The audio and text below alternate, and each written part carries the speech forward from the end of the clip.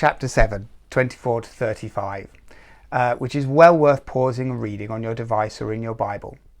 There's a couple of responses. They're quite interesting.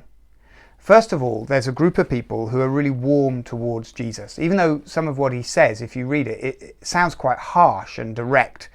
It says all the people, even tax collectors, when they heard Jesus' word, acknowledged that God's way was right. But then there's another group of people who turn their back on what Jesus is saying. It says in sentence 30, the Pharisees and the experts in the law rejected God's purposes for them. I think one of the saddest phrases I've come across in Luke is that little phrase that they rejected God's purposes for them.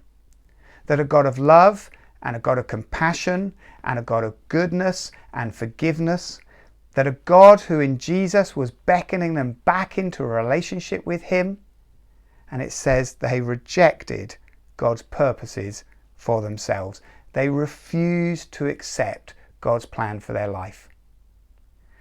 Now, I think there's a very strong probability that many of us watching this video right now need to pause and reflect on that. That where are we doing exactly the same thing?